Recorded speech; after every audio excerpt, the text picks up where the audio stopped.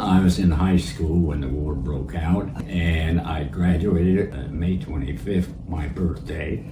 I was 17. It's 1944.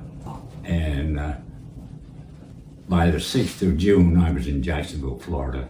Wow. So did you enlist? I did. Of the service? Enlisted, and I applied for Annapolis, but I was too young. By that time, they You were were only in a 17. 3-year acceleration course.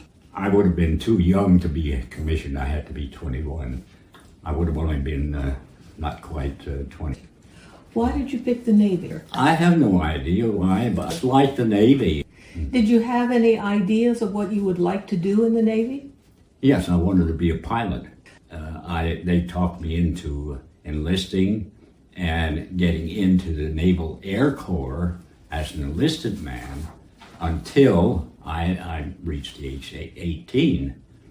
And by that time, I decided I wanted to be a pilot. I didn't want to go back to Annapolis. Yeah. So they sent me to school and found out that I couldn't be a pilot because I didn't have any depth perception.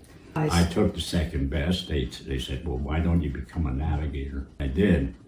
But then when the war ended, I decided to get a commission as soon as possible. So I transferred to the Air Force and went to their navigation school in Texas. So where did you take your basic training with the Navy? I really never had a basic training. I never had KP. You missed all the fun I parts. missed all that fun, yeah. Well, you started in Jacksonville in July 44. That's my introduction to the Navy Air Corps. Okay. Then Memphis, Tennessee from August 44 to January. What did you do? Where they send me to radio operator school, and then later on I went to bombardment ammunition as well. What is the radio operator school like? Well, you had to go in there and we had to take at least 20 words per minute. In code? Morse code, yes. Then we had to learn how, we had some very rude equipment to be able to send that from the plane to the ship or to other ships.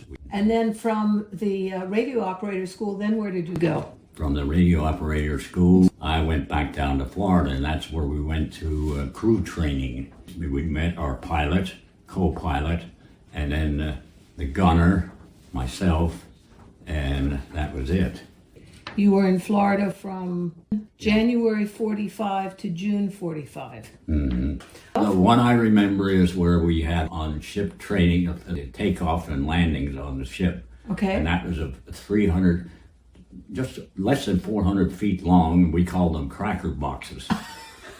And actually, we took off under power, of course, landed under power, but when the pilot hit the end ship, he cut the power, level off, and then there was an arresting cord coming across, and we had a hook that would come out of the back end of the airplane, and that would catch onto that cable, and that would stop us from running off the other end of the runway, or the other end of the Scary experience. Could be. What aircraft did you serve in World War II on? What type of aircraft? That was a TPM bomber, torpedo bomber. It took off on one of the small aircraft carriers, but it was very underpowered. It was a tricycle landing gear. It had bomb bay doors, of course, for carrying the torpedoes. And that was one of my jobs, to release the torpedo when the pilot told me to. It had a ball turret on top, and then at the belly, I was down in the belly of the airplane, and with the radar gear, and then I had the belly gunner. And of course it had the only escape we had, the gunner and I, would be the bilge door. That was another incident too. We were out over the Atlantic practicing, and the pilot on another aircraft forgot to turn his command switch when he was talking. When he had it on command, it went out to the other airplanes in the squadron, which was normally 5. And then he had engine problem, and he called to his crew, 2 men on the crew, bail out, bail out, bail out. And all five of us lost bilge doors because that was my job and the radio operator's job to get rid of that door so that the gunner and I could get out, and the pilot, he would just open his hatch and bail out. And I was standing there like this, and JX called and he says, Peanuts, Peanuts, he called me Peanuts. He said, Peanuts, that wasn't me, don't bail out, don't bail out, don't bail out. So you All I had saw a- was water down there. So, Did all anyway. 5 planes? No, we Yeah. didn't lose anyone, but the commander called back. He was Commander Lalibert. He was a French Canadian, and he was our instructor, in-flight instructor. And he called back and he says, Lyle, you better get back. He said, you better hail it from home. He said something like that. And he said, JX, follow him in case he goes down. Oh my God. So you had an exciting training period. I had so many things, like I said, I could have told you, but I can't talk about all of them. And then to Pacific. 45 through 46. We were scheduled to go on to the aircraft carrier Lexington, and we got as far as Okinawa, and that's when they said, hold it, hold everything. We didn't know why, but they said hold everything. Well, we found out what happened. They dropped the bomb. Yeah. We were set to invade Japan at the time. Okay, like where were you stationed with your ship, with your plane? Okinawa. And then, of course, we just waited, and then they started bringing troops back, and we made what we call 3 magic carpet runs, where we went over to the Pacific, loaded as many people on the ship as we could, and brought them back to the States. Did you ever get into Japan at all to see it? Yes, during the Korean War and the Vietnam War, got into Japan quite a bit because by that time I was on a navigator on a tanker, and we refueled all the fighters that went into the war area. What made you decide to re-enlist? Because I'm assuming that your enlistment ended with the war. Right. But I saw a career there, a future. I had some pretty good officers in charge of me who saw something that I didn't see. So you decided to stay. You stayed with the Navy first and then went to the Air Force? And then I transferred to the Air Force. Yeah. How difficult was that to switch services? It wasn't. I still wanted to go back to the Navy as a pilot, but they had 10,000 students waiting after the war. Yeah. So you've seen 3 wars, Yes. and you've seen major technology changes, I would Have think. I? What are the biggest changes that you've seen? Biggest changes in technology was navigation and equipment.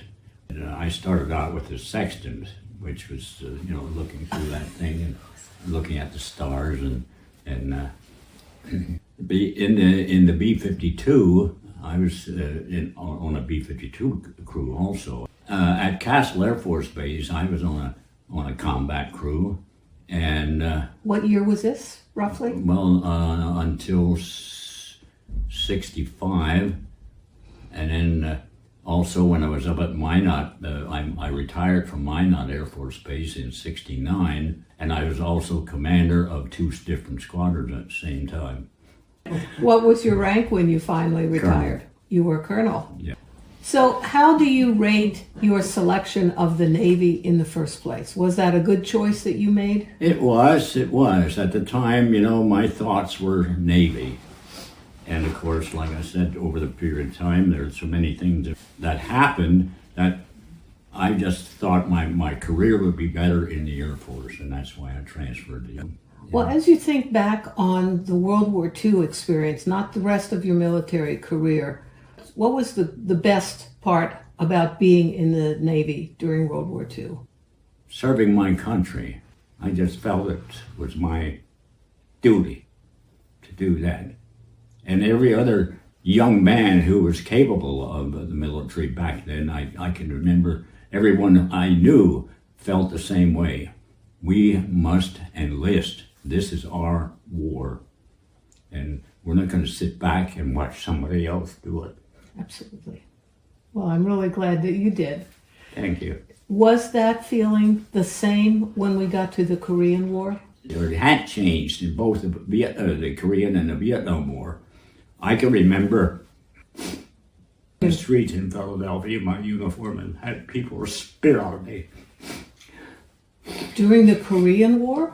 Both Korean and Vietnam. How quickly we forget. That's for sure. What year did you retire? 1969.